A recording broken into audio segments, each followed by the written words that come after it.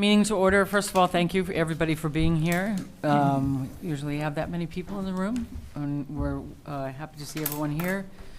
I'd like to call the meeting to order of the Monona Plan Commission, Monday, July 8th, 2024. Would you call the roll? Chair Moore. Here. Alder DePula. Here. Ms. Fox. Here. Mr. Homburg. Here. Mr. Stein. Here. Mr. Chapman. Here. Ms. Fallett. Here. Mr. Grice. Here. I'd like to move to number 3, approval of the minutes. Do I have a motion to approve the minutes from June 24th, 2024? Second. Any changes, corrections, or additions to the minutes? Seeing none, all those in favor say aye. Aye. Minutes are approved. We're going to stick with the order of business as written tonight. Do we have anyone here to make an appearance? I believe we have some folks in the room here that would like to speak in favor, and there may be somebody online as well. For those of you that may be online, and Brendan, that includes you, know that we know that you can hear us, but you won't be able to see us because See us. um, See them. they can see She us. said they can see us. No, she said they Oh, I can thought see it was us the on other way YouTube, around. but not No, on we Zoom. can see them. Okay. Anyway, know that we are in communication verbally and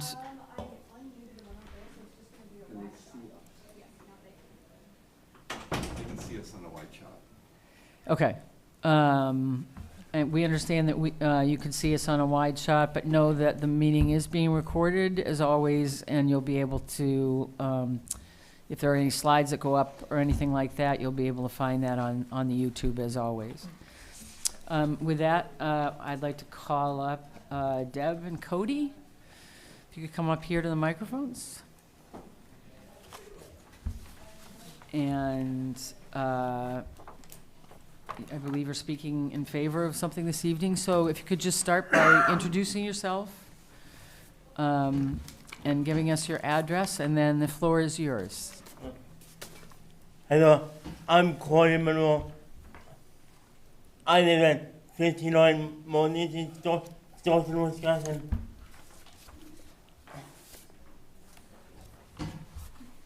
Hi, I'm Debbie Skolas, 1508 Moline Street in Stoughton, Wisconsin. I'm Cody's mom. He has a speech deficit from a meningitis encephalitis episode and a right-sided paralysis. And we're talking today on Badger Fitness and what they've done for him. And it's going to make me emotional because that's what it does. But we had a gym locally in Stoughton. There's gyms in Stoughton. And he was a member there and was taken advantage financially and wasn't getting the support or the help that he needed. And we happened to fall upon Badger Fitness when we went to Mounds Pet Store. How many years ago? 6 years, 6 years about, ago. Yeah. Walked in, and the friendliness of the gym, the owner took upon and, has worked with Cody for 6 years, done personal training, has strengthened, his right-sided, gotten him walking better, the muscle, and I think just the self-esteem that they've done for just a positive attitude with them. And it's just not a normal gym because they care. Mm-hmm. Mm-hmm. Great. Yeah. And what, do you have anything? Well, Deep breath.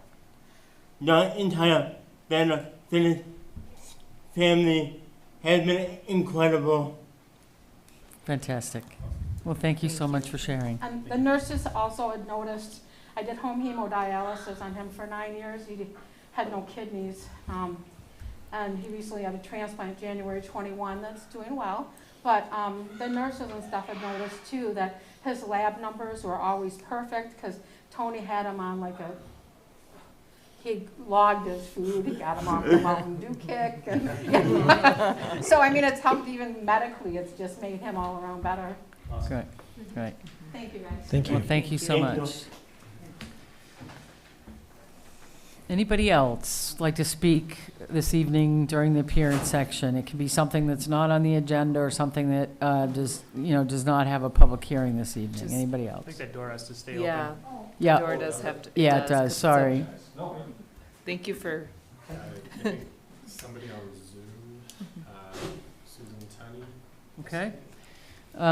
We see a Susan Tunney on Zoom. Susan, are you there?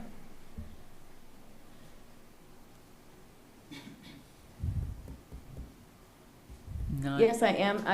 The question that I had is, I wasn't sure if I wished to comment. Okay, Regarding, can you hear me? yep, we can. And I tried submitting the form and it didn't work. Okay. So it is an agenda item, so I can wait until that time if there's an opportunity to offer comment. There would be during the public hearing section of Yes. any of the items this evening. Oh, thank you so much. I appreciate it, because the form just was not working, and I'm not in town, so I wasn't able to attend in person. I Okay. appreciate it. Thanks very much. Anyone else online that we're not able to see? Nobody else at this point. Okay. Terrific. With that, we'll close the appearance section and move to number 6, unfinished business. There is none. On number 7, new business, public hearing on the request by the Monona Grove School District, represented by Vogel Brothers Building Company, for approval of a zoning permit for a new stadium press box at 4400 Monona Drive, case number 2-015-2024. That, the floor is open for, this is the public hearing for the school to come up into the front of the room again. I have to abstain on this item. Okay, thank you, Chris. The floor is open if whoever is presenting this particular item would come up to the microphones in the front. And again, introduce yourself, identify yourself, and tell us who Yep, you are. Good evening, folks. My name is Gary True. I'm here on behalf of the District of Monona Grove, Building and Grounds Director. Thank you. Do you want to tell us a little bit more about this, since the public doesn't necessarily read the whole packet? Absolutely. We're very excited about it. It's a wonderful thing for the community to enjoy. At the stadium at the high school at 4400 Monona Drive, we are proposing doing not a new press box, but a replacement press box. It would be all new, but there is one there already existing. It's pretty much an exact match size-wise, a little bit different layout. The existing press box has entrances on both ends of the building. The new press box is gonna have entrances on the back part where there's gonna be an exterior walkway, but it still sits within the same footprint. It's not gonna change in size. It's gonna be the exact same size, but it's gonna be much more functional. It's gonna have, some new technology, and it's gonna look beautiful. The existing press box is beginning to age out in its life expectancy, and we don't want to wait until it gets to a point where it's dangerous to occupy. So Right. we're proposing a new replacement press box. Okay. Great. Is there anyone else here from the school or representing this particular application, or are you at this? I believe I'm the only one, Okay. so if anyone has any questions, feel free. Okay, terrific. And I assume that there's no one online specific to this? I'm not seeing anybody. Okay.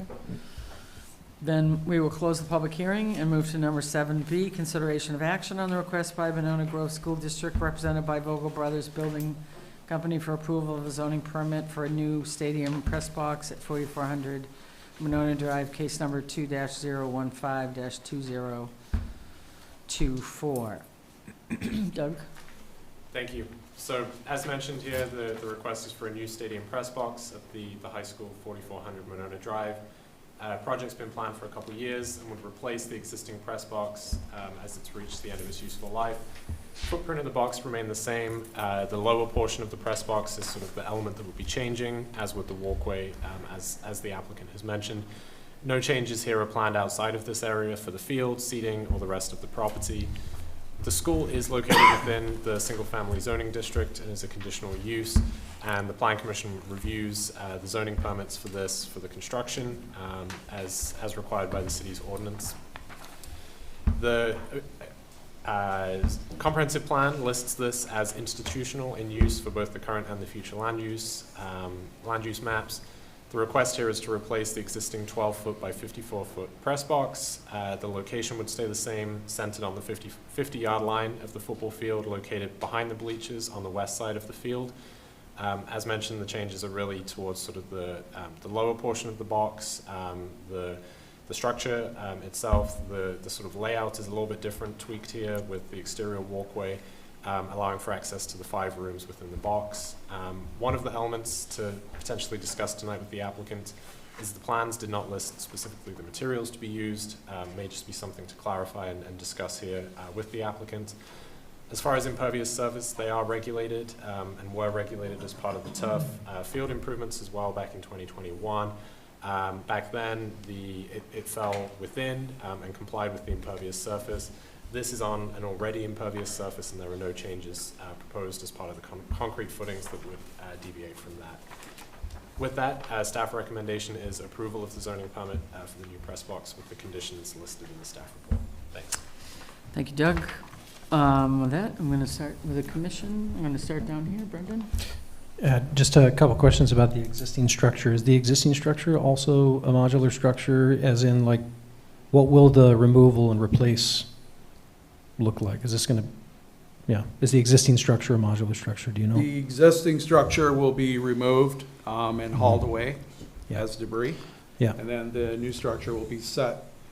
So the company that's installing it, that's building it, they also built the understructure and the foundation. Yeah. And it's, I guess, for a lack of a better term, iron girders Yep. that are crossed. Mhm. And that part, right now, the existing structure has storage underneath, Yeah. which can be an issue at times, from a fire perspective, Mhm. that kind of thing.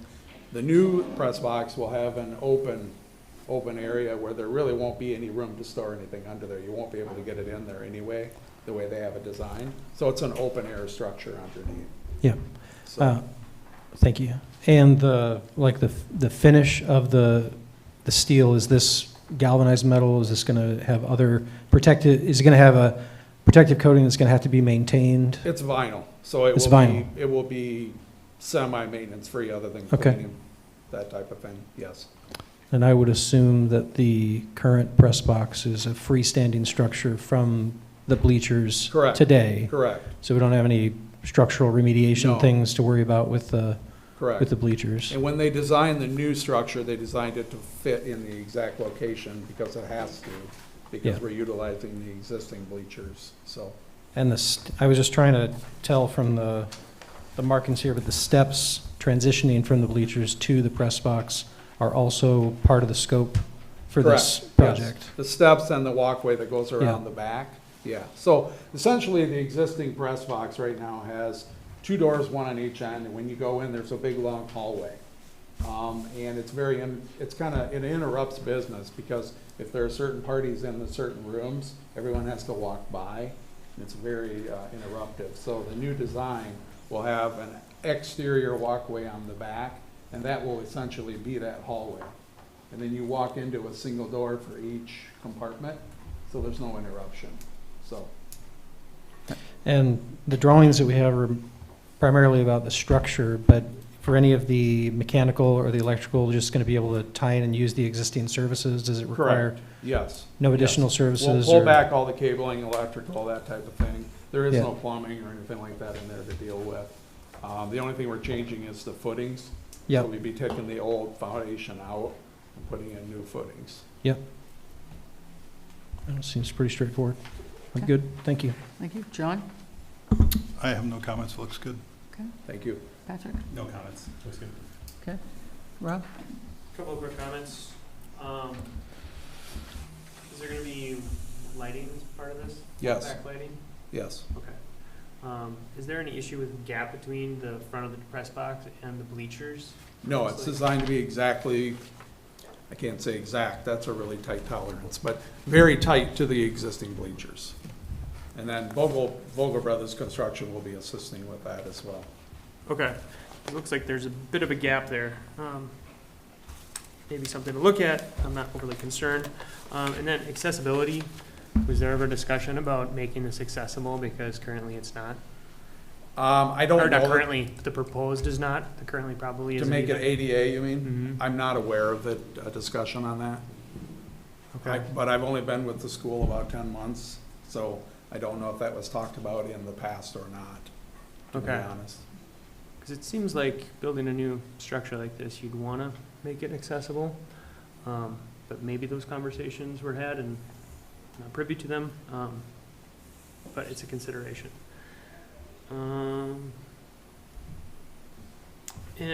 With the change up of the area underneath, a couple of questions. What's the surface treatment? Is it going to be concrete finish underneath there? Is it just dirt underneath there? Is it, It's gonna be concrete. it's going to be all concrete underneath Yeah, there? it should be concrete footing all the way across. Okay. And then with those cross members, I was just looking at that. Also just a consideration for safety, if that's gonna become a jungle gym for kids playing around back there. My understanding with, talking with the athletic director this morning, actually, is that he's planning on having, it's like a covering over that, it's like a vinyl covering that they put up. You'll see it on fences and that type of thing, but they're gonna put some kind of an emblem or something, Monona Grove, Silver Eagles or something, just to cover that all Like a in. banner covering to like keep people out of there? Yeah, I believe Okay. it's gonna wrap the bottom. Okay, Yeah, okay. Yep. Seems to make sense, except for it'll probably Yeah, catch a 'cause lot of trash. because you're exactly right, it would probably turn into a jungle gym. Yeah, and a trash can too. if Yeah. People just Yeah, throw stuff. well, the existing one has that issue as well. Okay, those are my things. Okay, thank you. Just to Rob's point, do you, in your conversations, at any point around this project, was ADA ever brought up in any way? This was how it was presented Okay. to staff. Okay, great. I didn't know if, as I know you communicate a lot with an applicant before they come before us, I just thought I'd ask. Susan? Okay, first, I'm just going to remind people, just because somebody else raised the issue, I was on the school board until last spring when I elected not to run again, so I no longer have to abstain from this since I'm not on the board. But that said, I know this is something the school district has wanted for quite a while. The building was deteriorating for quite a while, and I think it looks good. I have no comments on the structure, except the ADA question is interesting. That probably should be just checked out to make sure that's. Yep. Mhm. Okay. Corey? I think it'll be a really nice addition to the field. The field's looking great, and this will make it look even better. Mhm. Mhm. Okay. As this is a consideration of action, unless there are any other questions, do I have a motion? I don't believe the box needs to be accessible.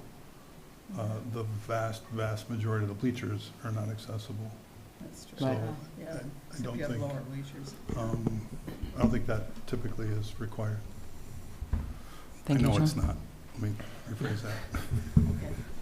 Thank you. Susan? I would move approval with the conditions of approval as written by staff. Do I have a I'll second. I have a second. Any other discussion? All those in favor say aye. Aye. Motion carries. Thanks very much for coming in. Happy construction. You bet, have a great evening. We're going to move to 7C, and I need to recuse or abstain from this item, so Patrick's going to take over.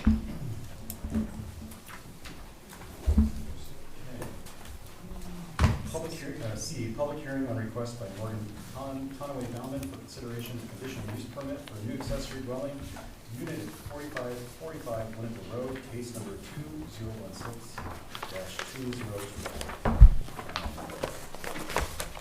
Hi, do you want to? Do you want me to come? Yes. Yep. You want to come up? Talk about it a little bit for us?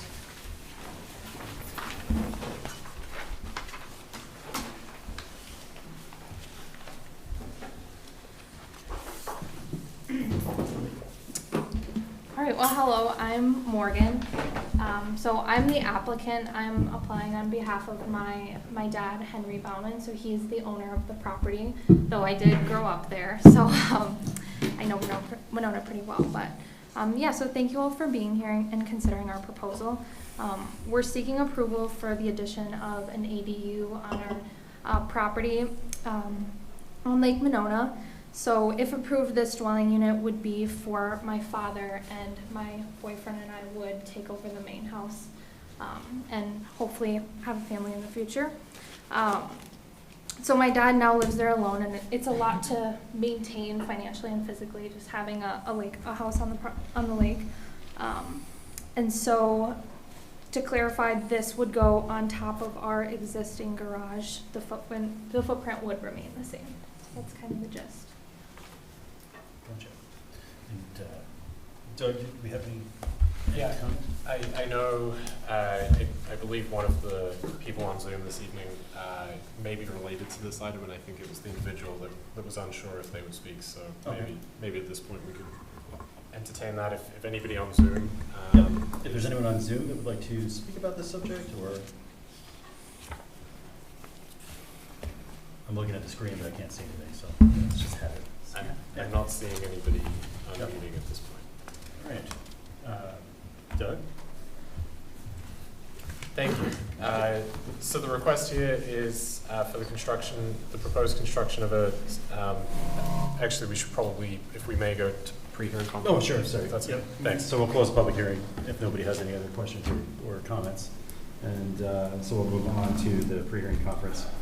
Request by Morgan County Bowman for consideration of conditional use permit for a new accessory dwelling unit at 4545 Winnebago Road. There might be someone here who wants to. Oh, we have someone?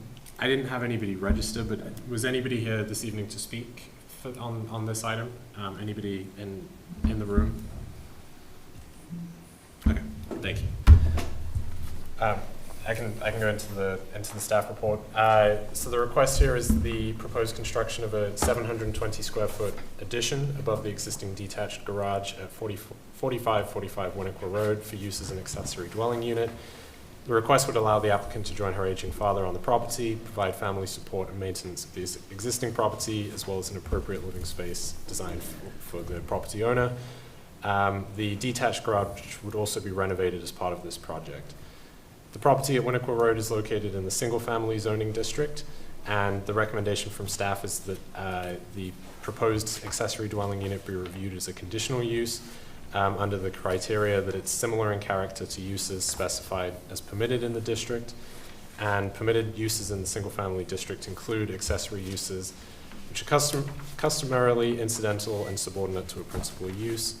And the request here is for a zoning permit for that, and Plan Commission reviews conditional use zoning permits in the single-family district. As far as applicable regulations, the housing element of the 2016 comprehensive plan identifies Monona that it has the potential to increase housing quantity and type by allowing the conversion of larger lots to smaller lot single-family home subdivisions. Not a direct reference, but somewhat adjacent there. And then also one of the policies is to research and support creative housing proposals that bring new and diverse housing types to Monona. The staff report does include sort of the permitted uses, conditional uses within the single-family district. I won't run through those specifically, but one of the things that is needed is that conditional uses may be permitted if they meet the general use performance standards of section 480-9, and those were included, again, just sort of for consistency in the staff report for anybody to reference. The Commission should consider these general use standards as they're laid out, evaluate if the proposed use is similar in character to the uses specified as permitted in the district. And one point of note here is that the ADU would also require a zoning variance from the Zoning Board of Appeals for the dimensional relief of the building itself, and that would be accessory structure setbacks and height, and that hearing is scheduled for mid-July, a couple weeks from now as well. Some background was included in the staff report on accessory dwelling units. For those that are not as familiar, they're typically incidental and subordinate to the principal dwelling unit on the property. They include their own sleeping, cooking, and sanitation provisions, often known as sort of granny flats or mother-in-law suites. Currently, staff is aware of one permitted accessory dwelling unit within the city, although we do receive multiple inquiries each month regarding the permitting process. And this one was approved back in March of 2014. at 620 Clear Spring Court. It was the conversion of an existing structure from a photography studio into an ADU.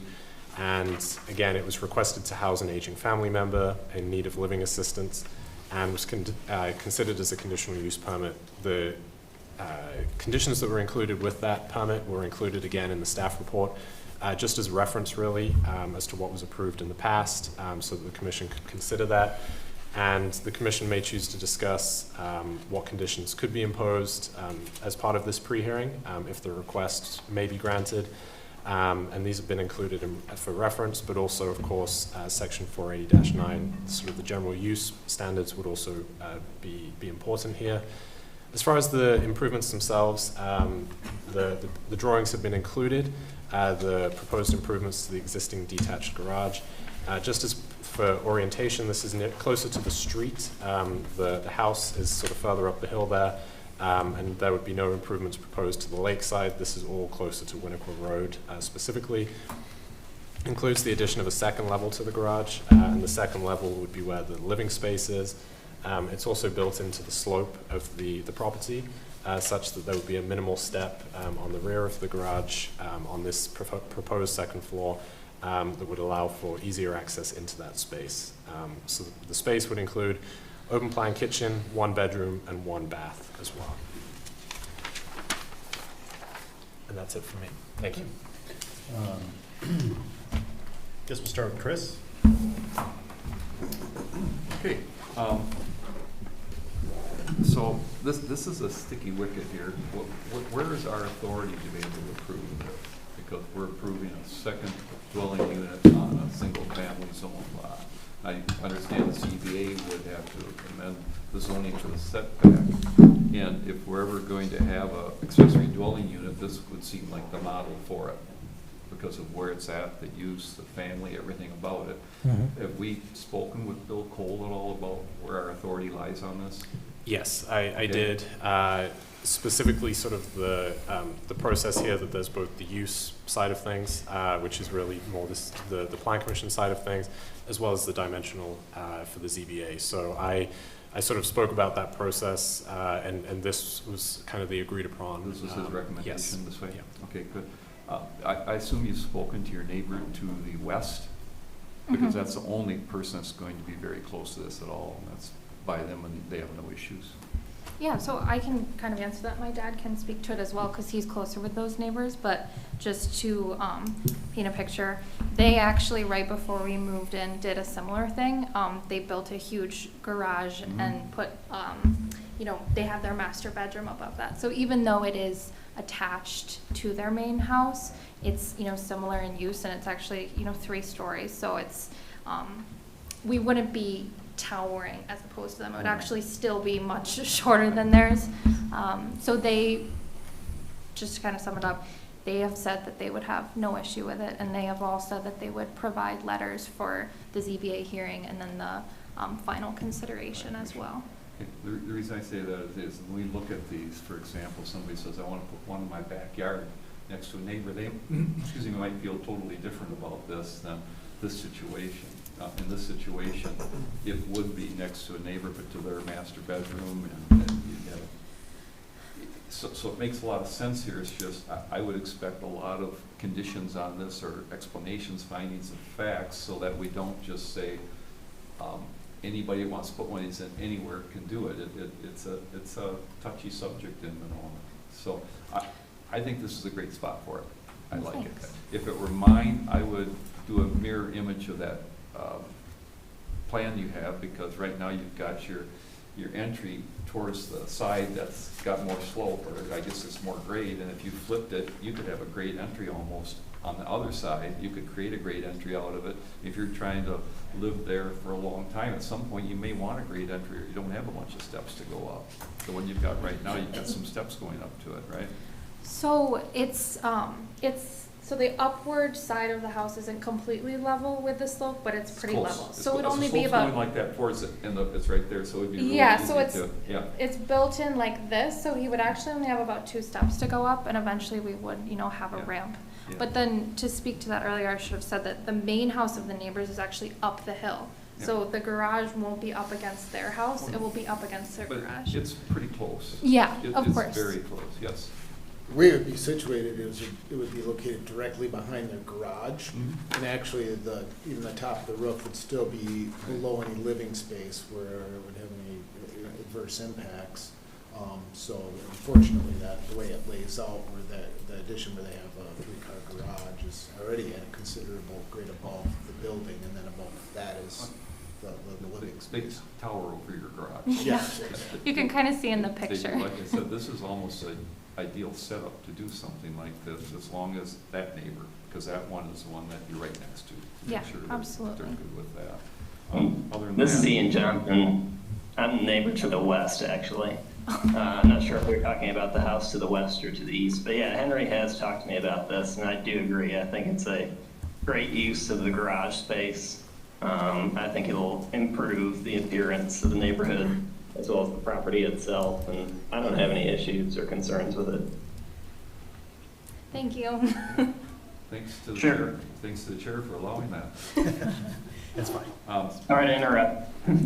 So, I think it's fine, I don't have issues with the look, the design. Like I said, I'd recommend you look at your stairs. If you get it closer to the neighbor that spoke, if you could flip it over, that'd be a lot easier to have a great entry at some point. Okay. Even now. But that's up to you, it's just a suggestion. Great. Great. As far as the land use and how you had framed the question of the pre-hearing discussion, I think it's appropriate and it makes sense. I also think, when you look at the general use standards that you did list out in the staff report, for those of you who don't have this, one of them is that the proposed use shall promote economical and efficient land use and improved level of amenities, creative design, and a better environment. I do think, we've talked a lot about housing here and at the Plan Commission, and thinking about how we're landlocked and how we need to have some different options for people for housing. I do think this is a way that we can do that. So having this creativity and using this old garage to create something that would be useful for your family, I think is appropriate. We also have some different standards here where it has to be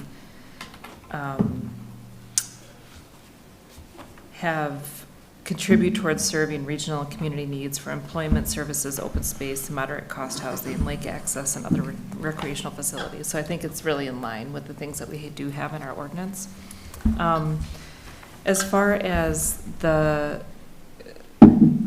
is a question for you, Doug. You put in here that we have one that was approved in 2014, but that you receive inquiries every month. Why, if it's been 10 years and you get inquiries, why have we not seen more? It's a good question. I think there are other examples, such as City of Madison, that allows these by right.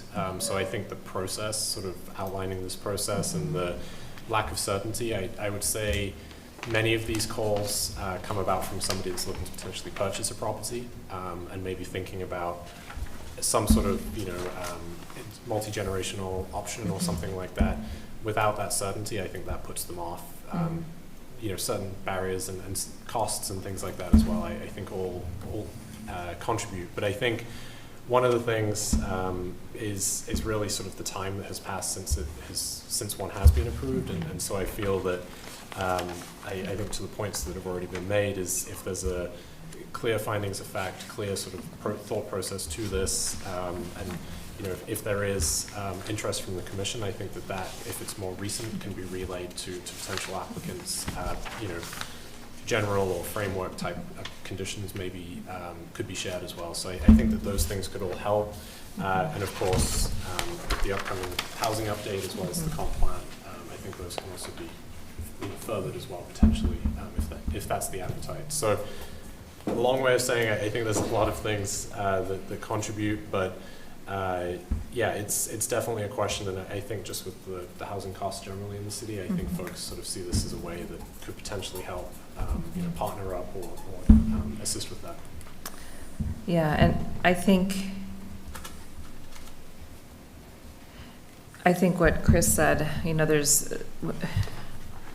I'm thinking about some of the other conversations we've had at commission where there've been interest in doing some different things with the short yard, perhaps. And I'm looking at the conditional use permit conditions that were included in the 2014 that you included in the packet. And some of these things that there's, a maximum lot coverage and the dwelling unit floor area, things like that seem like if we are going to potentially be considering more of these, and this isn't directly for yours, I'm just talking more generally about this concept, maybe we would want to be looking at this as adjusting our ordinance or thinking about ways to create a more certain process for people so that they would have some certainty that when they're coming forward with a proposal, they know what the parameters are. Because I do think, if done well, this could be something that could really help with some of the housing considerations that people are looking to solve, some of their, the challenges. So as far as this particular proposal, I'm in favor. I think it looks great. I think making this garage look nicer as well is gonna be good, and then having a place where you can live together without living together is lovely. So those were my comments. Susan? Yeah, back several years ago, we had the University City program, and I don't know, you were here. This was a topic of discussion, the accessory dwelling units, and we had a fair amount of discussion about it, but I don't think anything was ever really resolved. And I kind of agree with Chris, your point that I don't know that I think these would work everywhere, but it came up because we have all those large lots in Monona, and it came up as a potential backyard thing, and I know people felt mixed about it. This does seem like the perfect location. My only first thought was the proximity to your neighbor and the height, but when I went by and looked at it and thought, okay, you're just adding a story, it did look to me like it worked, but it's nice to hear from him in person that he's fine with it. Yeah, and I think it's great. I think it will upgrade it really is a perfect location. And that might not come along. And I think when we, when it does come up, if there's a final motion for approval, we would be listing some conditions and findings of fact, and that might be a finding of fact too, that it really, I think, will be attractive, and it seems very appropriate. So, no other questions. Rob? I agree. This seems like an ideal spot for something like this. I do think, as a commission, poses the question, like, why is this okay? Because of a certain situation, which I think is appropriate, but that's not going to be your situation all the time, and then that becomes an income property in the future. And I think that's what people are afraid of. If my neighbor builds an accessory dwelling unit, another one builds an accessory dwelling unit, now I have 2 rental properties on either side of me in my single-family home. So I don't know where we decide what's appropriate. Is it just case-by-case basis, and as long as the neighbors are okay with it, is it okay? Or is there something a little more concrete that should be set up to approve or not approve?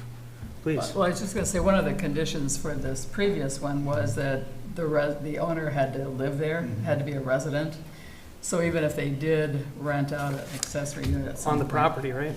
Yeah, had to live on the property. And so even if they were to sell it eventually, that would go with the provision, that provision would still apply to the new owner, that they would have, in other words, a resident would have to live there, and then if they did rent it, they would still be in control, essentially, because they're there. And, I think, and I should call you ahead, I think there's another one of these that's been there a long time on Winnequa Road, down toward Bridge Road. And the only reason I'm At one point, I know there was, because we were looking for a place to rent when we were going to do some remodeling, and I called thinking the whole house was for rent, and it was like, oh no, it's just the apartment above a garage. So there might already be, but it'd be way older, it would definitely way precede your time here, so. And I'm not even sure if it's still used that way, but it was there. It was another one where it worked clearly the way it was built, but. So yeah, but I agree, there has to be more discussion down the road. Anyway, sorry. No, I appreciate it. More discussion, right? Isn't that what we learned last week? Or two. Yeah, so I guess that's my biggest comment, is like, how do we as a commission decide what's appropriate, what's not, while being fair and, you know, trying to meet all of these standards set forth, you know. Value, land value is another thing. Like, does it affect my land value if I now have an accessory dwelling on one side and the other side, and now I'm in between two rental properties? Potentially, because that's what it could happen. Because if you decide you don't want to live on the same property as your family, then you got another property that you can rent. And I'm not saying that, I know that's not your intention, but I'm just, it's a bigger discussion we're having here, obviously. Yeah, that's valid. With the proposed, going back more specifically to your project here, would this be a new tap, like city services for like storm sewer, or not storm sewer, but sanitary sewer and water lines? It would tap into existing, is my understanding. Maybe I'm misunderstanding the question. Are you going to be going into the water main that I'm assuming is in the street? Maybe you know the answer to this. The general answer is you can't service two buildings off of the same lateral. So your question is, would new lateral status? Most likely it would. And unless the existing lateral was turned into a main with a manhole, it was approved that way from the plumbing district, then it could be a private main that had the two laterals off of it. So I don't know which way it'll go. My guess would be a separate lateral. Okay. And I know this is just one project, but that main is probably sized to accommodate a certain type of development in a certain capacity. So I bring it up. I think we're a long ways from exhausting the water supply, but I don't know, if these become more and more popular, there's going to be more and more draw from city services or utility services. If you're asking me, yes, but in this proposal, there's one bathroom, so there's not a lot of, everything's figured on the plumbing code based on number of fixtures. So it depends on how many fixtures are in the building, plus how many fixtures are here would determine what size they would need. But that would go along with the building permit that they get. Okay. Thank you. Okay. I think that's good for now. John? Doug, can you clarify? I was under the assumption that if this was approved and they wanted to turn half the property into a rental property, they would need to get approval from some city entity, or is that not true? So that would really be the detail that could be defined as part of the conditional use permit. So to the point that was just made about even the utilities, I've seen examples where it's one address, for example, and it's not being subdivided, one utility, one meter, and that sort of by inference makes it harder to rent it out or to certainly to sell it separately. So I think that those things can all go together. And you know, as long as there's a reasonable nexus to the conditions and sort of that it's addressing a valid concern, then that could be something that would be tied to this. So I think specifically the tenure may be a little bit of a difficult, more of a prickly subject, but I think there would be ways that this could be done that would meet the goals, I think, of the commission while still being valid conditions. Absolutely. And a somewhat related question. Can I make my house a rental house? Can anyone just make their house a rental house? Exactly. So everybody's living next to a potential rental house, correct? Right. Yes. Okay. All right, so I'm absolutely in favor of this. But I do have some questions and comments. And I'll start with the stair. It's not drawn, right, on the elevation, so it's kind of hard to figure out which direction it's going or where it's going. Yeah. But that's the main entry into the living unit. So the one on the bottom right, Yep. this is like, so if you're standing on the stoop of the main Yep. house and you look down the hill, this bottom right is what you see, and it says stair rail not shown, Yep. but it would be about 2 stairs there. Yeah, and I guess my point is, in the winter, that's not going to be a fun path. Yeah. And so you could lower that entry Yeah. so that it's closer to the garage level and do the transition inside the garage into the upper unit. Do you follow what I'm saying? Yeah. Or you So could would- build an extension over the stair. I mean, there's no roof overhang over the stair. So in winter and when it's raining, ice and things like that, you just might want to consider something like that. In terms of appearances, does the siding, is the current home vinyl sided? Is the current home, is it the intent to match the materials and colors of the existing home? Yes. Okay. And then the concrete that's exposed right now is not, it's just bare concrete. It's just bare concrete, yeah. Are you going to leave it that way? Or We- don't you know? To be honest, we weren't 100% sure yet, because I wanted to make sure we knew what our options were for the siding being concrete. I'm not sure what we can put on top of that. Okay. But it's our goal to make it as aesthetically pleasing as possible. Okay.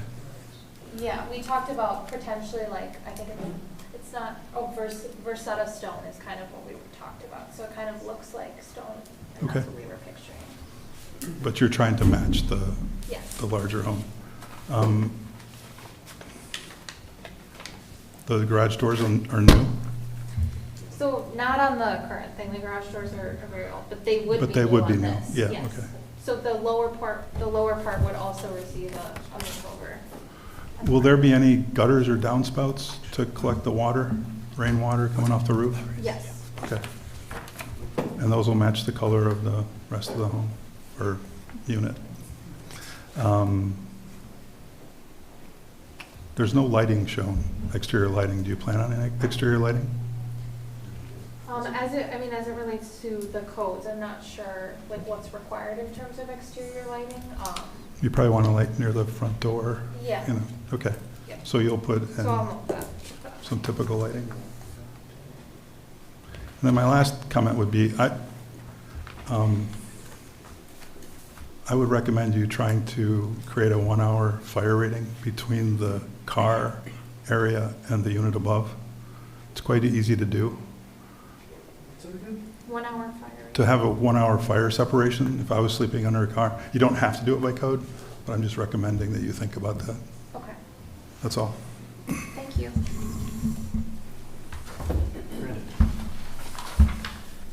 Yeah, I don't have much else to add. I think when we were talking about the shore yard discussion and accessory dwelling units and boathouses and things like that, my primary concern in that discussion is anything that eliminated the primary function of the initial building. And I was just focusing on the mechanical room, that I think even with the addition of this mechanical room, we're not losing the primary function of a 2-car garage. But, you know, John covered most of the architectural concerns, so, yeah, I think it's great. I'm really glad that you brought it forward, and I'm glad that you're doing it. Thank you. Chris? I just want to say, and this has nothing to do with yours, I'm in favor of what they're doing, but John's points are really valid, that this thing comes in and it matches this existing site. We were talking about throwing these on a single-family site, so it's not something different, but the architecturally, that it really matches up. I think those are really important points. I'm glad he made them for what we think about in the future, not just this. Any other comments or questions? And we have, and this is actionable this evening, yes? No. No? Okay, that's what I thought. Yeah, pretty good. Okay. Thank you very much. Thank you. I'm sorry.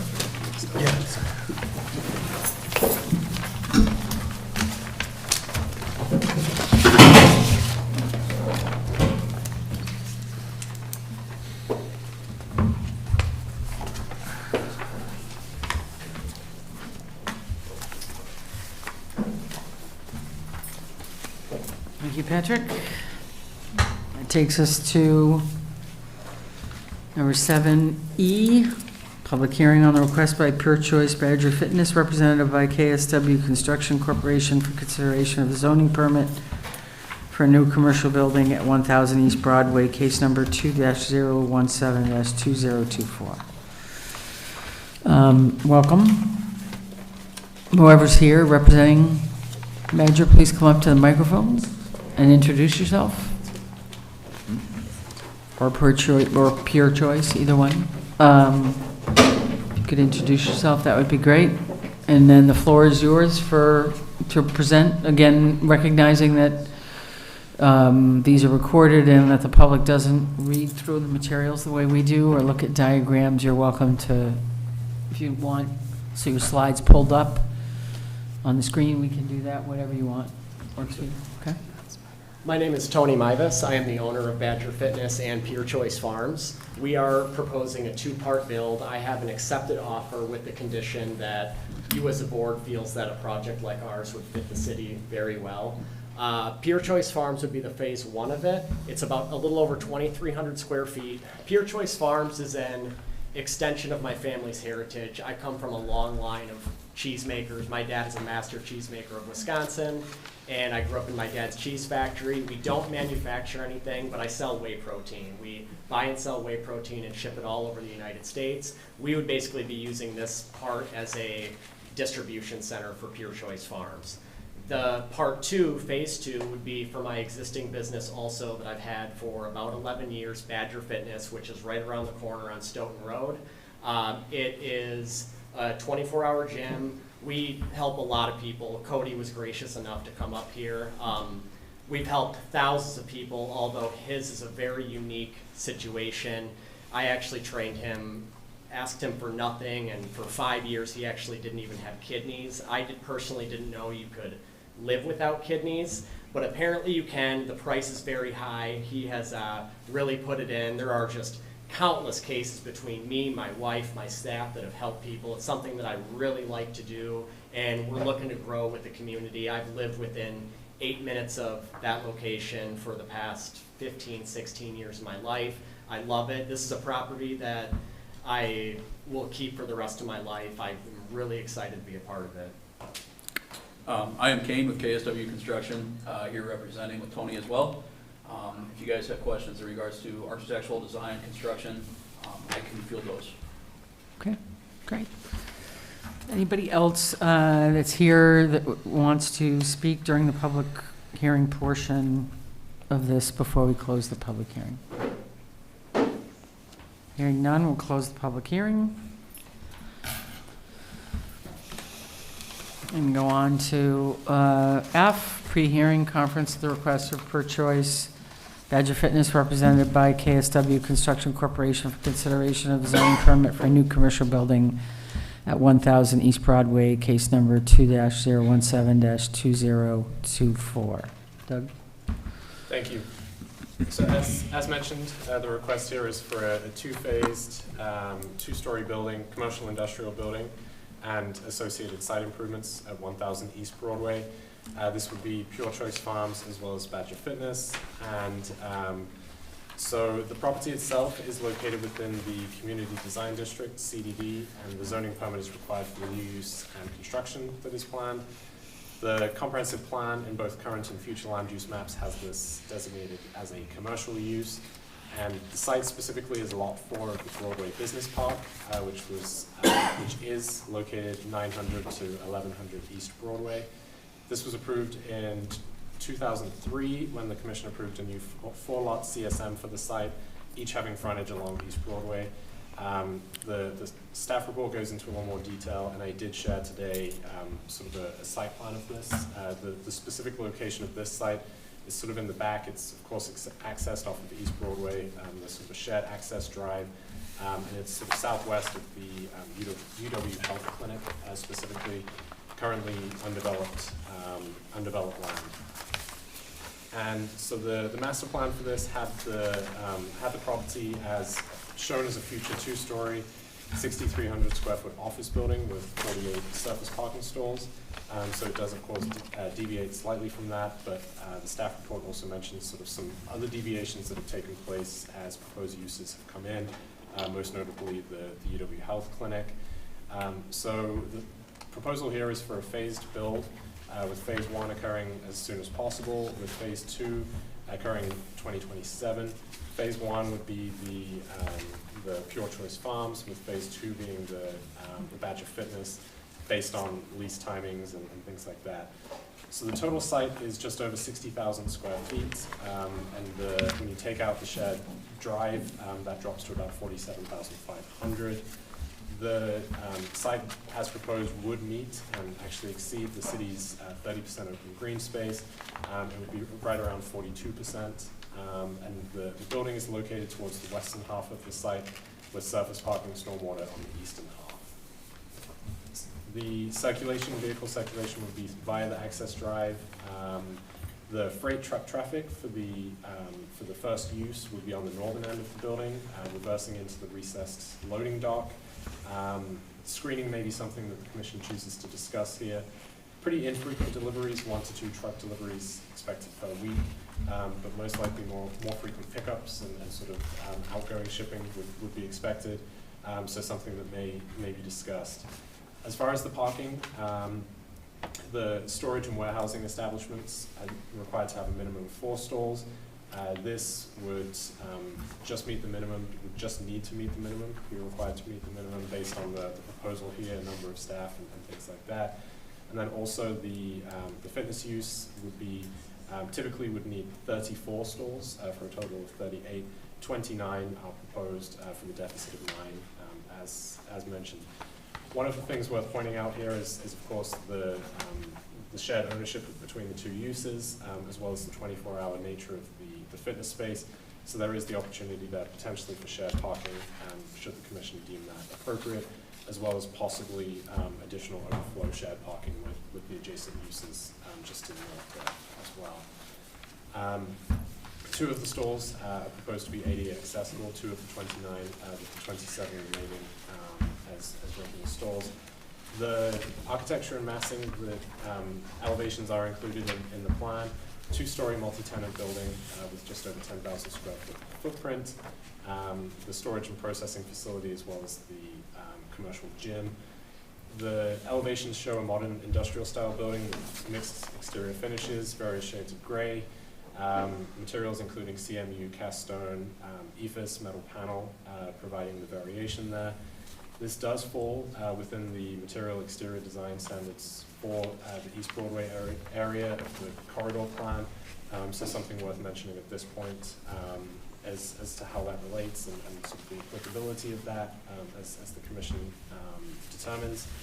As far as hours of operation, phase 1 for Pure Choice would be approximately 8 a.m. to 6 p.m., but the applicant indicated they do vary greatly depending on the day, and with as few as 2 to 3 hours could be needed certain days.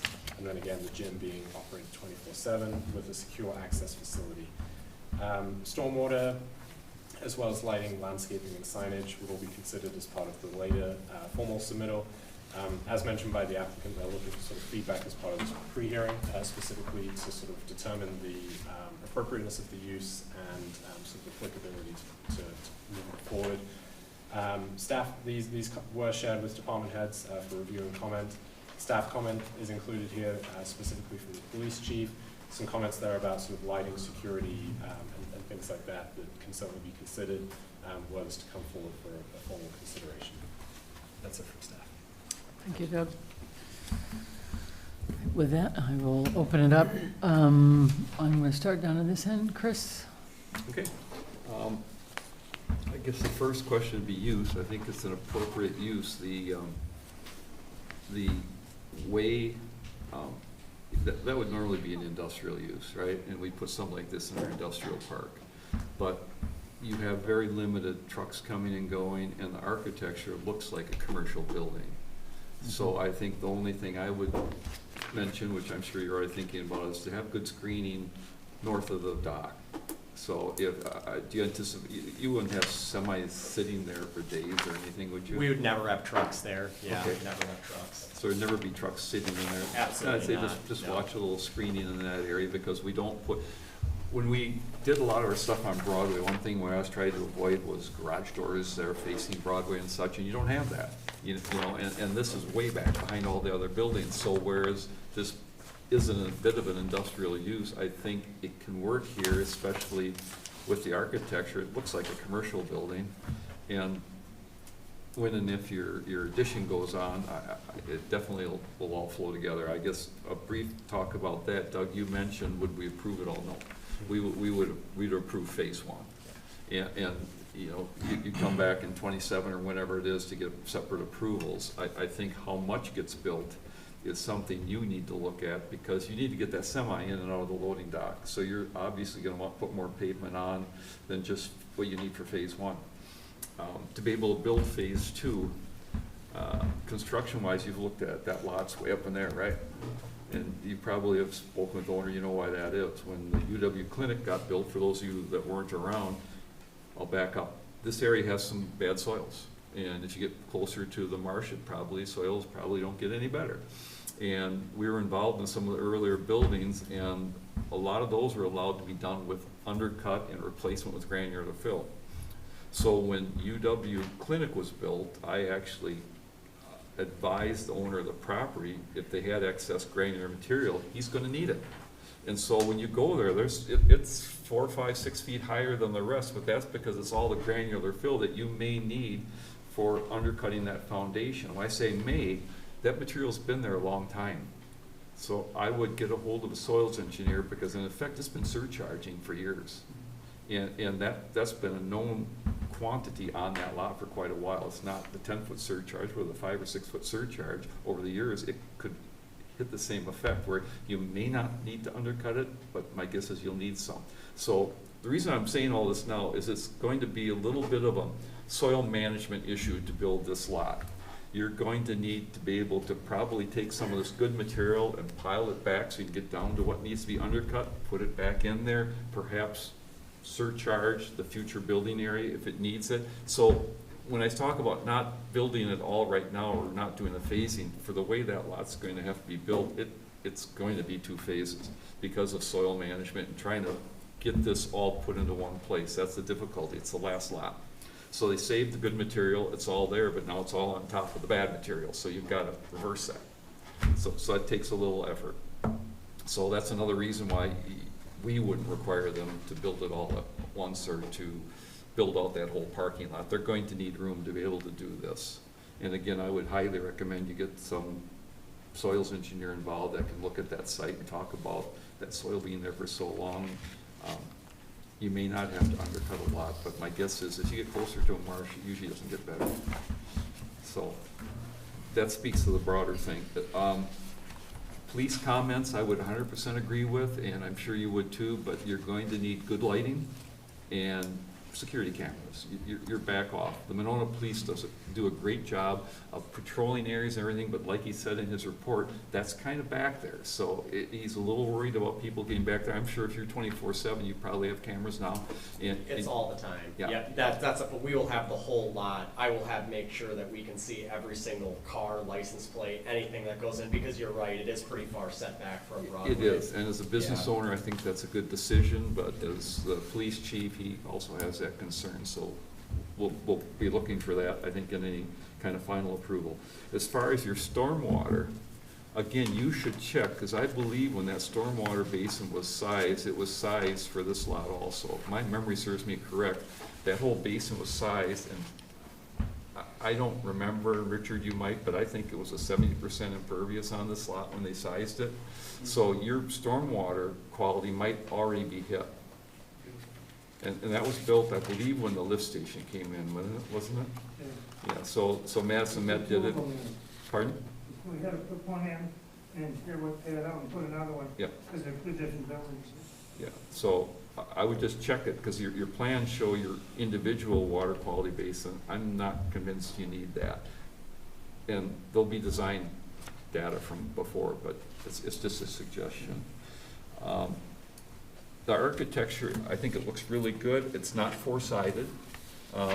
So just look at what the views are from the Beltline, and if there's some views from the Beltline, then you're gonna just need to put a little additional landscaping or screening there. You don't have to screen it, but you need to get the eye away from the building, have some additional landscaping towards that. And parking's the big one for you, and you need parking, so I'm not sure what your thought is. The clinic uses that lot immediately north of you, they fill it right up, and then they have an empty lot in front of the clinic. So I don't know if it's possible to work out something with them where you can have employees park there, and they have a few more, and there's adequate parking in the area. There's enough asphalt there. With what you're proposing, what's there is enough asphalt, it's just a matter of whether or not you can get along with the neighbors. I see the parking lot behind the Tower Inn, I don't know who controls that, there's usually excess parking available there too, but if I were you, before you come back, just check with your neighbors, see if there's any ability to have some parking agreement with them where you could at least get employees or someone to park over there so you keep it for your residents. It doesn't do you any good if people can't get in either, they aren't gonna wanna come. But No, definitely. We've been counting cars every single day for the past few months. Mm-hmm. The most we ever, because we are a 24-hour gym, there's some people that come at 9 p.m. We Sure. have such a long period of time, and this Sure. is only for about a half an hour from 5:15 till 5:45, then it starts thinning out. There's only about 20 cars max, and I know we have 5 businesses in our lot, so but we're pretty fine-tuned with who our members are, so I've been counting nonstop. That's included employees, but that is a big concern of ours too, because I really honestly never want to have to use an overflow, just to, Right. yeah, the relationship thing. And as far as that, those are good details to have on your final submittal to Doug, so we can have some information on that. Okay. I know the center you're in, and you do share with a lot of people. This would be pretty much an area for just you. Those 26 stalls? 29. 29, oh my God. Yeah. And that's 6 I did upside down. ask, I believe our place right now has about 125, and I asked Jim of Brothers Maine, he's the only person I know that has spent more time on that property than I have. He told me that he's never seen that property more than a third full with 5 businesses in there. But again, that is a big deal for us, and I'd want to make sure we at least have some wiggle room in there. I can assure you, in my little bit of experience going by there, I've seen it more than a third full. More than a third Oh, full? yeah. Okay. Oh, yeah. Yeah. But I think that's the biggest thing, really, is the parking right now, and just make sure you're comfortable and get some information back to us, what you feel you really take, and you know how many customers you have at a time, too. We have parking ordinances based on normal usage. Just like to see what you have, but overall, I think it's a decent project. I think it's good architecture, and I think it would belong here. And I think it'd be great to see somebody finally build out that area. It's been a long time we've been waiting. Yeah. Right. Corey? I agree that I think this is a great use for this site. I was wondering, so you mentioned that you do the distribution, so you buy it and then you repackage it, and do you ship it out? Or, We do. Okay. We have 2 pickups a day. I think we're actually gonna move to just 1 to Okay. USPS, but USPS will come at Okay. about 11 a.m. right now, then they come back at 3, just because sometimes we have too many packages to fill Okay. their car. And then UPS will come at 6 p.m. So those are not big semi-trucks, those are just the standard the standard trucks that are vehicles. coming, and Okay. sometimes USPS will make a couple trips for me, but yeah, they're Okay. not big trucks coming through or Okay, anything. so it's really just the 2 semi-trucks a Exactly. year? We're a or direct business to week? consumer. We try to Okay. connect people as close to the farm as you can possibly get with whey protein. So it's all individual packages. A lot of them Okay. are just this big type of thing. Okay. And then, you think the visibility for your business being set not only off the road, but also turned away from the road? Yeah, it's kind of the only way we found to get that semi in there. I would be more concerned with that if we weren't so established. But Badger Fitness, I've put my entire life into that gym. If I put 110% in it right now, we could maybe grow 20%. It's not my biggest priority right now. The Pure Choice Farms could be 50 to 100 gyms. It's kind of Okay. like that's where we are economical. I would be worried, like I said, if we were just starting out, but we're so established, Okay. I'm not that worried about it. Okay. If I could add to that, the Beltline traffic heading westbound, that signage will all face east. So Yeah. the visibility of all westbound traffic on the belt line, sees the immediate signage of the building.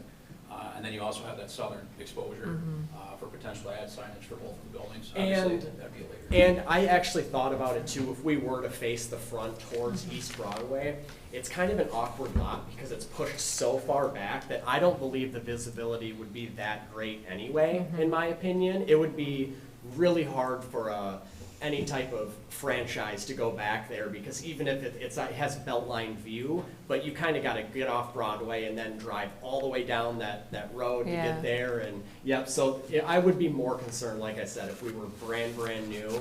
But at the same time, like I said, if it was the face was facing Broadway, it wouldn't be that great of a face either. I didn't actually see the plans until, I didn't have the idea to turn it until they did it. And then I thought of the same thing, the Beltline view going west, you would have a pretty good view of that. We think it's going to be a really pretty building that'll stick out a little bit, so.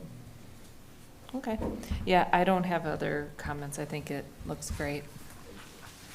Well, kind of same. I think it's an appropriate use, very attractive building, and the main questions I had were parking related too, and I also noticed that big parking lot behind the Tower Inn. I thought, if nothing else, if you need to use, if that kind of parking is available for just your employee, I mean, that might be a possibility. It'd be something to look into anyway when you start to do this. But otherwise, everything that I had has been answered. And I guess, you will be expected to do some landscaping and that kind of thing around, and that'll come in later, I'm sure, but looks good to me.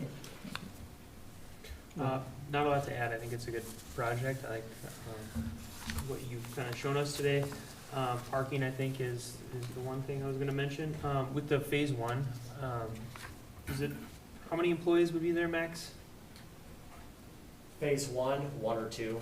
It'd be me and maybe one other person. So there's always going to be +2 surplus from that. So yes, if you start putting that against that 9 deficit, you get 7 pretty quick. And then, we want you to be comfortable with parking because you know how important that is to your business. So, I think it looks good. The signage, you want to look at the signing code to kind of know exactly what your exposure will be and how big and where.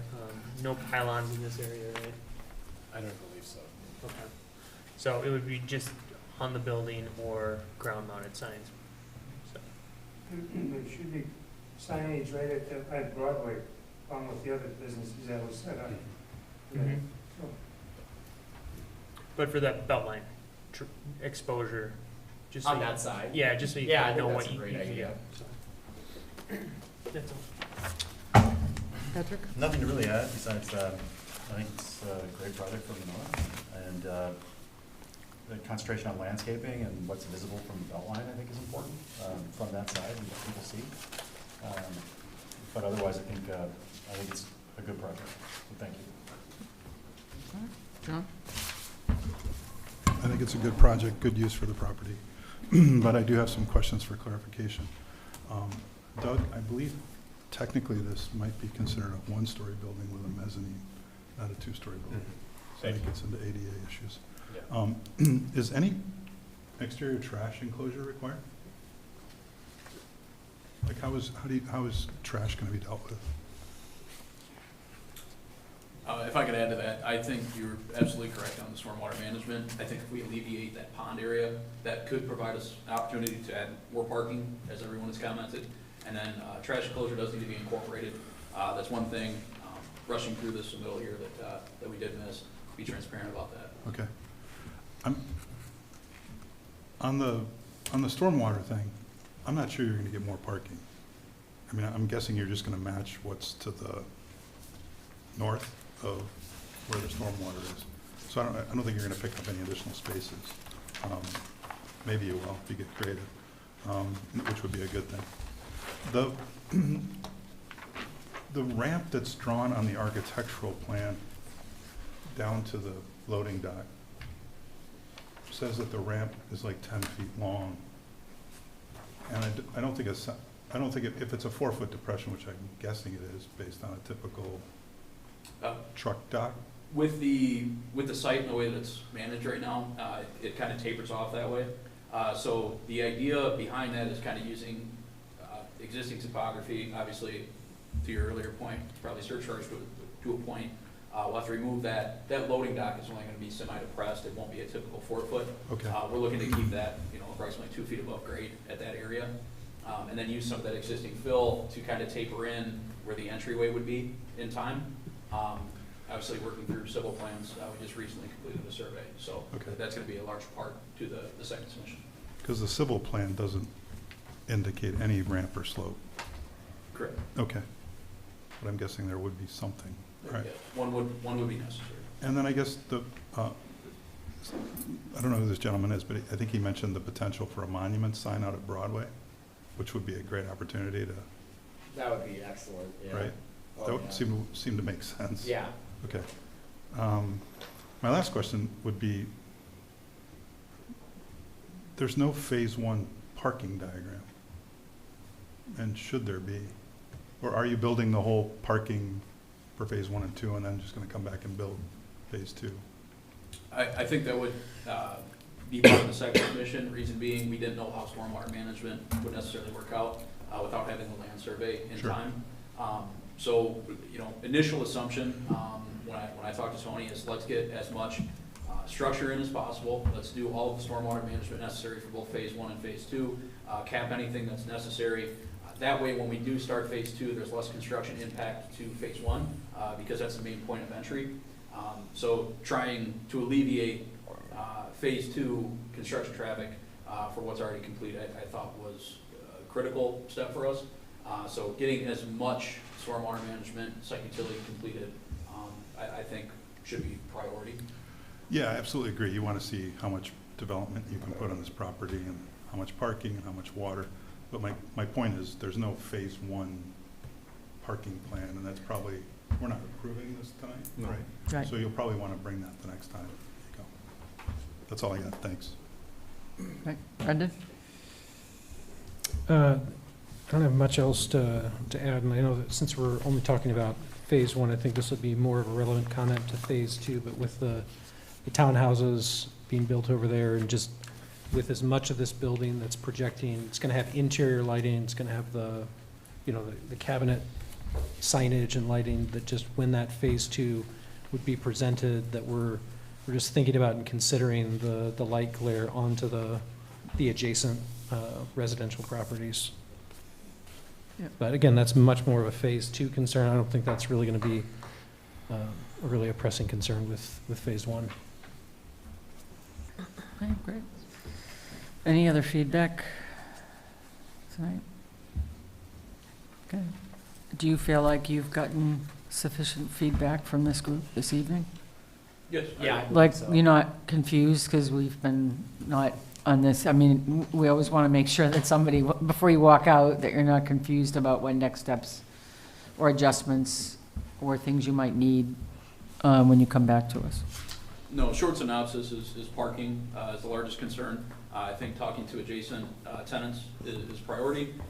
From that, stormwater management, we'll look into that as well.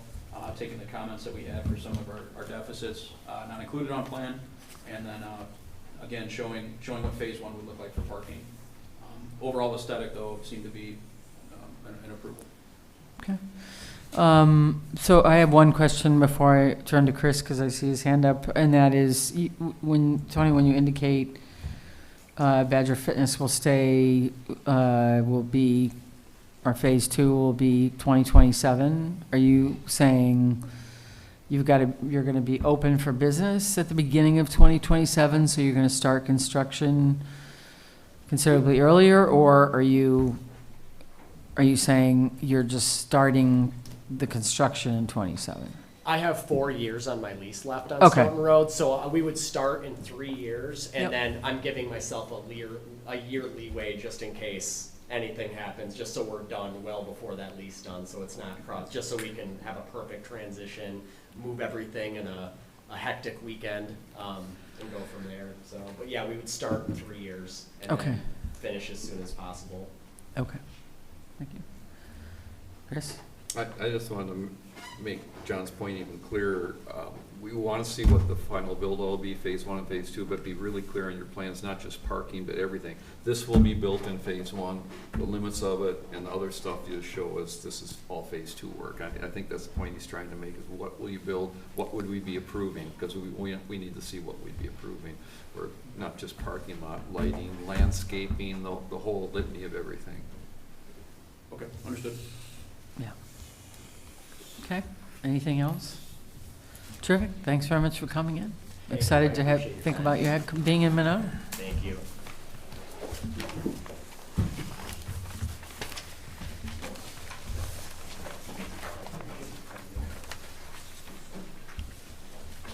With that, we're going to move to public hearing on the request by Los Pedras Supermarket, represented by JB Signs, for approval of a sign permit, new wall sign at 6005 Monona Drive, case number S-017-2024. Thanks for your patience. Welcome. How you doing? Good afternoon. My name is Jose Torres. I do the sign for 18 years. Used to be in Houston, Actually, Texas. if you could, I'm sorry. Thanks, I just want to. I did sign in Houston, Texas for 18 years. Right now I got 5 years doing signs in Madison, Wisconsin. Mm-hmm. Great, great. And you are? I am Ramon Claudio Dominguez. This is my father-in-law. Okay. Helping him and a part of his signage company as well. Got it, So. got it, okay. Is there anything else besides that you'd like to share with us before we close this public hearing portion of your request for a new sign? We've been contacted by the owner of Los Perez Supermarket.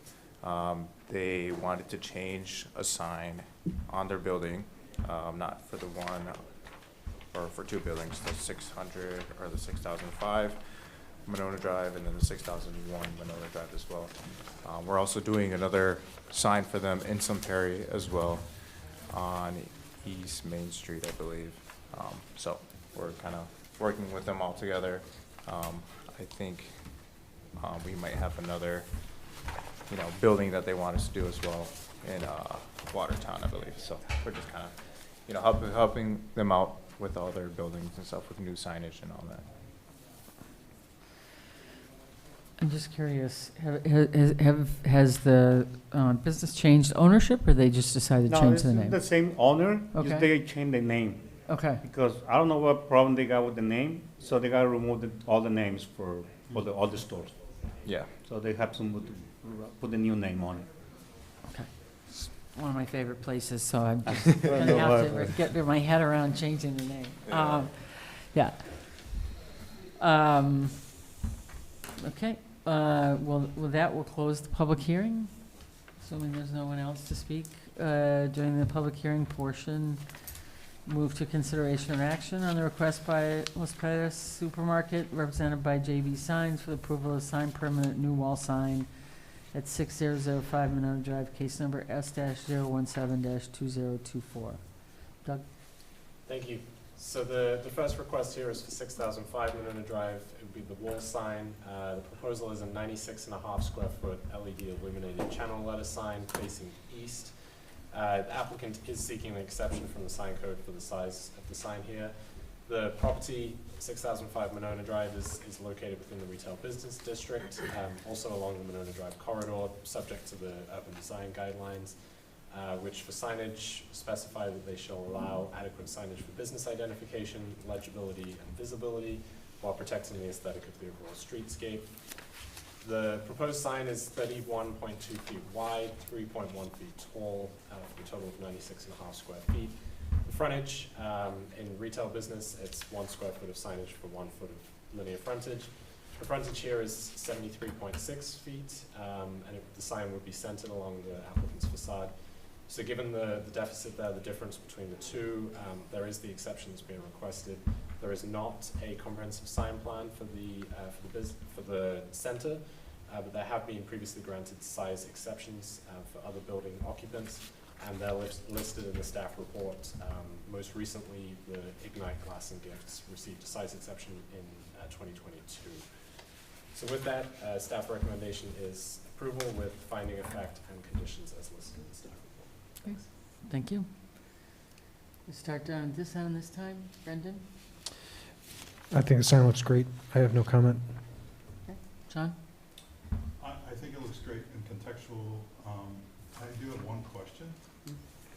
The image that you provided, the bottom word reads as one word, and maybe it should, I don't know. Should there be a little space between? And the whole name? Latino America. So that's just one word? ¿Es todo un palabra o si vamos a poner un espacio entre de Latinoamérica? No, it's only one word, all Okay. Latin America. Thank you.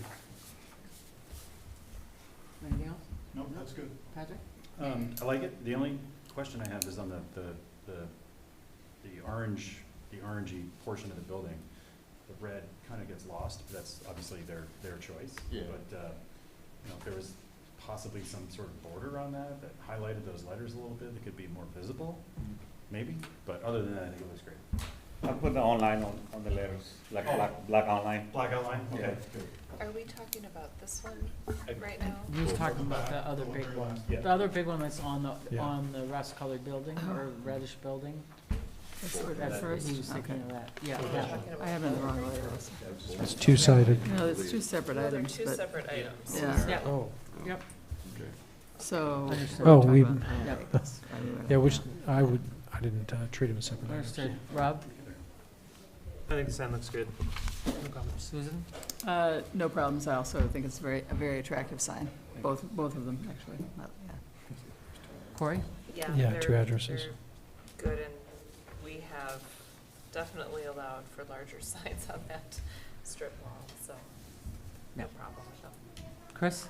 I think they look good. I think on our approvals, we should just mention the fact that on these other ones, we allowed them to be bigger because it's so far removed from Monona Drive, so it's a greater distance, and that was one of our justifications on the other ones. So tie that in with your finding of fact that the other ones are larger, but there was a reason for that, so that we consistent what we use for finding of fact on the building. But I think it helps. I think the buildings are a little bland, and this color and the size helps. Great, thank you. With that, do I have a motion? I move approval with comments and conditions as written by staff. Yeah. And- Could I, right, well, you need finding it, of I'll fact. second it. He seconded it Okay, already. Go ahead. Now, can I discuss? Yeah. And adjust the finding of fact to also. Oh, and justifying the fact Okay. to include as well the Chris's finding the fact. Yeah. Okay. So we have a motion and a second. Any other discussion? Yep, Corey. We are talking specifically about this agenda Correct. item, right? Correct. Okay. Yep. We're about to move to the next one, but we are Yeah. talking about that one. Yeah. All those in favor say aye. Aye. Motion carries. Thank you. With that, we'll move to number I, which is a public hearing on the request by Los Perros Latin America, Latino America, represented by JD Signs for approval of a sign permit for a new wall sign at 6001 Miller Drive, case number S-018-2024. This is for the other sign. Is there anything that you want to say about this other sign? No, No. it's kind of the same thing. Okay, got it. So we'll close the public hearing, and we'll move to number item J, which is consideration of action on the request by Los Perros Latino America, represented by JB Signs, for approval of a sign permit for a new wall sign at 6001 Minot Drive, case number S-018-2024. Doug? Thank you. Very similar to the last application in terms of the elements that were laid out. 6001 Monona Drive, wall sign proposed here, LED illuminated channel letters facing east. One point to note is that the applicant has requested to decrease the size. Nothing else is changing from the proposed signage that was included in the packet, but it's decreasing from 53.5 to 51.3 square feet. located within the retail business district, Monona Drive corridor, and design standards. This sign does not would not require exception. It meets the 1 square foot of signage per linear foot of frontage, because this section of the building has 58 feet of frontage along Monona Drive. So staff's recommendation here is approval with the 3 conditions as listed in the staff report. Thanks. Thank you. I'll start at this end. Chris? No comment, looks good. Okay. Corey? Comment. Susan? No comment, looks good. Rob? Nothing to add. Piper? Nothing. John? Looks great, no comment. Great. With that, I'll take a motion. Move approval with conditions as written by staff. I'll second. We have a second. All those in favor say aye. Aye. Motion carries. Vinnie? Thank you. Thank you very much. Very much, thank you. Thank you, guys. Thank God you're not leaving. They're not leaving. I know. Get nervous. Yeah, me too.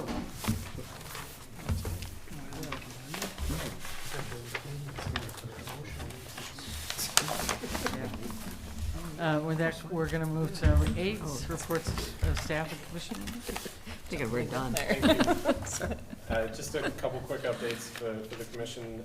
Economic development update. The CDA unanimously recommended, following the public hearing, the creation of 7 new TIDs to city council, tax increment districts. So that'll be taken up by the city council pretty soon here.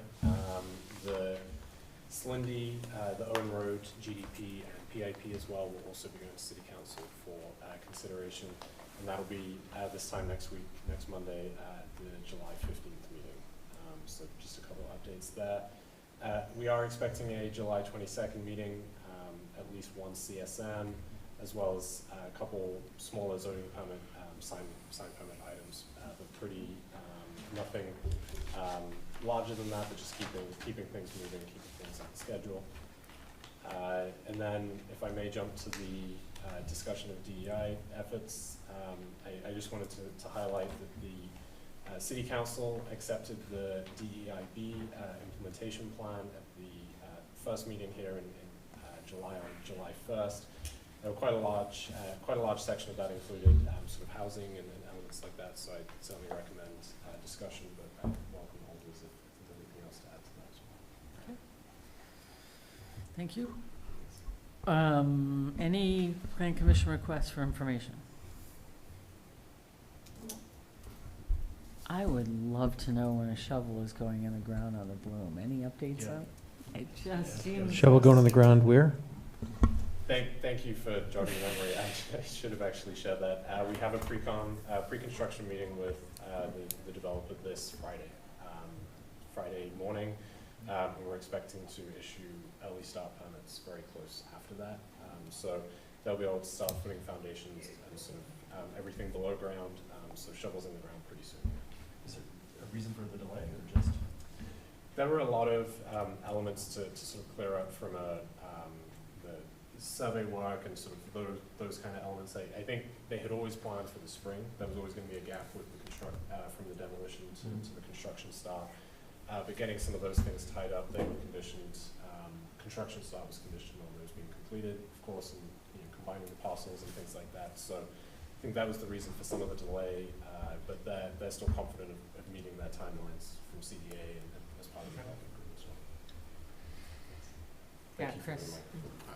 I'm just going to add, it wasn't the city's fault that it's been so delayed, because they just finished, they talked to us, we had bid the project, we're not doing it, but they have just finished selecting subcontractors and everything, so just so everybody knows, it's their end to hit where they wanted to, and I'm sure the owner wanted to hit his budget and get the team put together, and they just finished that. We just found out we're not doing it a week ago, so I mean, it's been very recent. Great, and I appreciate knowing that, and, it's not spring anymore, but as long as they get sooner or later, for obvious reasons, we're getting a lot of questions from the neighborhood, among other things, and because the lot is not being cared for, it's just sitting, and the grass is growing, and, the questions, so it's fine. Yeah, So, I mean, it's not any less. We all understand it. to be able to make the TID work for Yeah, the right. request, we had to reduce the increment on that lot and Right. take the buildings out, so Yep. that's just unnecessary evil. I think in retrospect, if we did it again, we'd probably ask them to do a little restoration and fix it up a little bit so it's presentable if we had known as a municipality that was going to sit for half a year. Right. Our intention was always that we were told it's going to go right away in the spring. So Right. I think it's just a lesson learned for us Yeah. as a municipality. And I can add as well that we did have some comments from neighbors about sort of the appearance of the sites and things like that, and working with the contractor there. They were very responsive to some requests. I think there were some of the high winds and some of the weather that we've had, I think some of the elements of the site got out of shape. Not so much the grass, but just sort of fencing location and things like that. So they have been responsive to that, and certainly we expect it to be well loaded up as construction. Sure. You know, it's not like what was there was so attractive that, so that's fine. I just glad to hear the update, and I appreciate it. Anything else? I'll take a motion to adjourn. I move adjourn. Second. All those in favor say aye. Aye. We are adjourned.